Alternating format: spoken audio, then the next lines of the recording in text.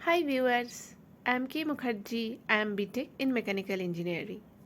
Welcome to my channel Job Updates. আমার channel job আপডেটসে আপনাদের সকলকে অনেক অনেক স্বাগত। আজ আমি একটা এমন বিষয় নিয়ে আলোচনা করতে চলেছি যে বিষয়টি খুবই ইম্পর্টেন্ট এবং আজকের দিনে খুবই রেলিভেন্টও।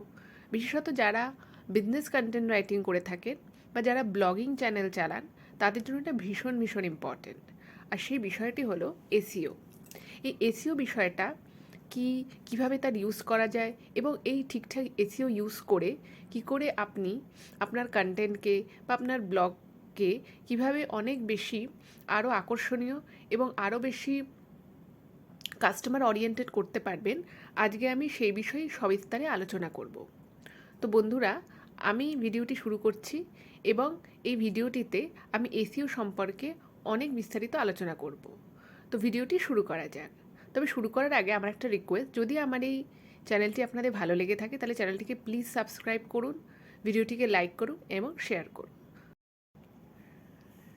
এসইও সম্পর্কে আলোচনা করতে গেলে প্রথমেই আমাদের যে বিষয়টি জানতে হবে সেটা হলো হোয়াট ইজ এসইও, অর্থাৎ এসইও কী। প্রথমে এসইওর ফুল ফর্মটা আমাদের জেনে নিতে হবে, সেটা হলো সার্চ ইঞ্জিন অপটিমাইজেশন। এবার এই সার্চ ইঞ্জিন অপটিমাইজেশন ব্যাপারটা সম্পর্কে আমাদেরকে বিস্তারিত জানতে হবে। এই বিষয়ে কথা বলার ক্ষেত্রে আমি প্রথমেই যেটা বলবো যে অনেক ওয়েবসাইটস থাকে যারা তাদের ব্র্যান্ডকে রিপ্রেজেন্ট করে, অনেকে অনেক স্পেশাল নিশের উপরে ব্লগ পোস্ট করে থাকেন। তো সেই ওয়েবসাইটগুলোতে যে বিষয়টি নিয়ে আলোচনা করা হয়ে থাকে, তো সেই বিষয়টি নিয়ে হয়তো দেখা যাবে যে আরও অনেক জায়গায় অনেক আলোচনা হয়েছে বা অনেক ওয়েবসাইটস রয়েছে, কিন্তু ধরুন অ্যাজ আ কাস্টমার যখন একজন ব্যক্তি কোনো একটি বিষয় সম্পর্কে জানতে চায়, তো তখন সে কিন্তু পুরো বিষয়টা হয়তো সে লেখে না। কিছু বিষয় থাকে যেই বিষয়টা থেকে বুঝে নিতে হবে যে কাস্টমার ঠিক কী জানতে চাইছে এবং কোন বিষয়ে তার ইন্টারেস্ট রয়েছে। তো এই এসইওর মাধ্যমে আপনি আপনার ব্লগ পোস্টে বা যে ওয়েবসাইটে আপনি আপনার ব্র্যান্ডকে প্রমোট করছেন সেখানে সেই ধরনের ওয়ার্ডস যদি আপনি দিতে পারেন, তাহলে আপনাকে বা আপনার যে ওয়েবসাইটটি রয়েছে সেটি কাস্টমারের কাছে খুব ইজি রিচেবল হবে। কারণ এখন এত বেশি ওয়েবসাইটস রয়েছে, এত বেশি ব্লগ পোস্ট রয়েছে ইন্টারনেটে অ্যাভেলেবেল। তো সেক্ষেত্রে আপনার পোস্টটা বা আপনার ওয়েবসাইটটাকে অনেক বেশি যাতে ট্রাফিক আসে, অর্থাৎ অনেক বেশি যাতে সার্চে যাতে মানুষ সেই ওয়েবসাইটটাকে বেশিবার যাতে সেই মানুষ ভিজিট করতে পারে, তো সেই জন্য আপনাকে এমন কিছু কিছু জিনিস ইউজ করতে হবে যেই সার্চগুলো খুব বেশি হয়ে থাকে। এইটাই হচ্ছে অ্যাকচুয়ালি সার্চ ইঞ্জিন অপটিমাইজেশন। আমি পরবর্তীতে ভিডিওটিকে আপনারা স্কিপ না করে একদম কন্টিনিউ দেখুন। আমি পরবর্তী ক্ষেত্রে আপনাদেরকে এক্সাম্পল দিয়ে বুঝিয়ে দেবো যে এসইওটা ঠিক কীভাবে কাজ করে। ঠিক আছে?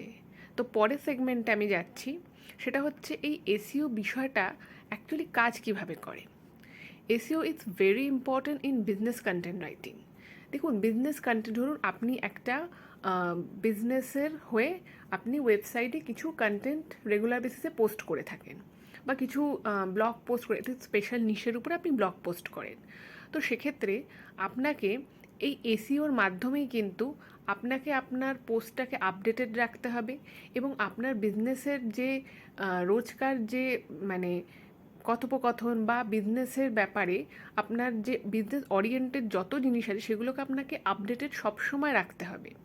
দেখবেন আপনার বিভিন্ন ওয়েবসাইটে দেখুন বা বিভিন্ন অ্যাপসেও দেখুন, ওরা বিভিন্ন ধরনের জিনিসপত্র নতুন নতুন লঞ্চ করতে থাকে এবং আমাদের ফোনেও দেখবেন অনেক সময় তার নোটিফিকেশনও চলে আসে।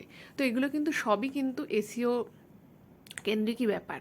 তো এটা একটা সত্যিকারের খুবই ইম্পর্টেন্ট একটা বিজনেস টুল হিসেবে কাজ করে এই এসইও। আচ্ছা, এসইওর জন্য এবারে ঠিকঠাক এসইও এই ধরনের সার্চ ইঞ্জিন অপটিমাইজেশন যে কিওয়ার্ডস আর কি, যে কিওয়ার্ডসগুলো মেইনলি ইউজ হয়, সেই কিওয়ার্ডসগুলো দেওয়ার ফলে আপনি আপনার ওয়েবসাইটে বা আপনার ব্লগ পোস্টে আপনি যদি কিছু স্পেশাল কিওয়ার্ডস ইউজ করেন, সেটা বিজনেস ওয়াইজ আলাদা আলাদা হতে পারে।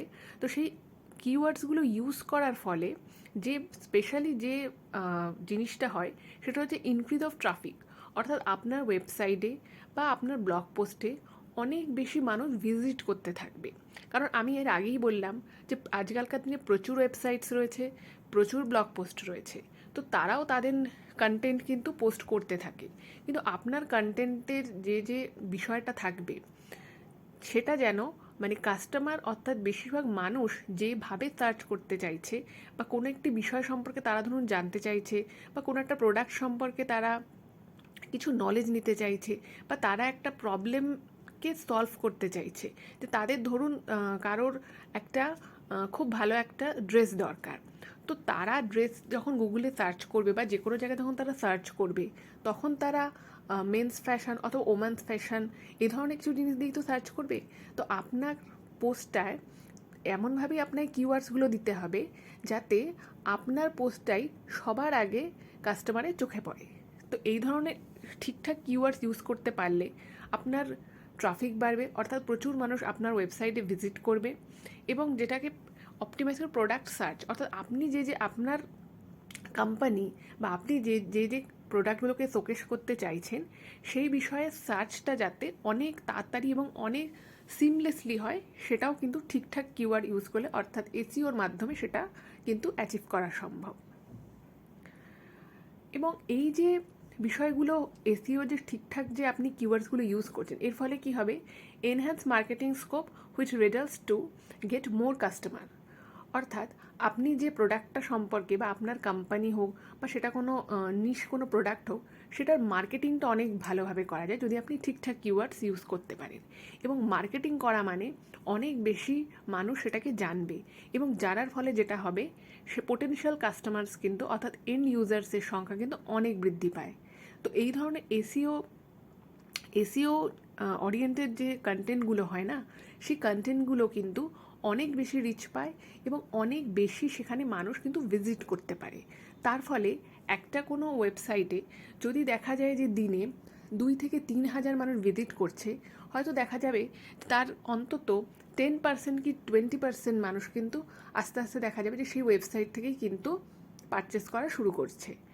তো এটা কিন্তু একটা বিশাল বড় ব্যাপার। তো এইভাবে কিন্তু এসইওর মাধ্যমে অনেক বেশি ট্রাফিক জেনারেট করা যায়, মানুষ অনেক বেশি ভিজিট করবে, এবং যার ফলে মার্কেটিংটাও অনেক ওয়াইড সেন্সে হবে এবং তার জন্য কাস্টমারও কিন্তু অনেক বৃদ্ধি পাবে। এবারে আমি তোমাদেরকে এক্সাম্পল দিয়ে বোঝাবো যে কিভাবে হয়ে থাকে।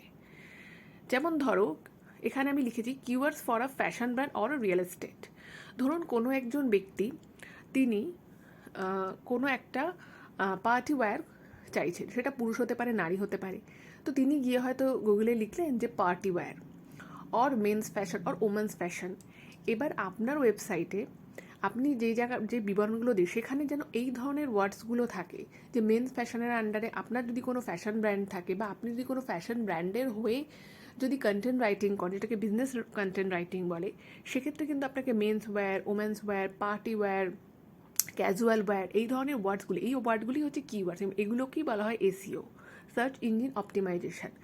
সার্চ ইঞ্জিন অপটিমাইজেশন এই ধরনের কিওয়ার্ডসগুলো ইউজ করলে আপনাকে এই ধরনের ওয়ার্ড দিয়ে যারাই যেসব কাস্টমারই সার্চ করবে, আপনি যদি এগুলোকে প্রপারলি ইউজ করতে পারেন, তাহলে আপনার ওয়েবসাইট বা আপনার যে ব্লগ পোস্ট আছে সেটা সবার আগে চলে আসবে।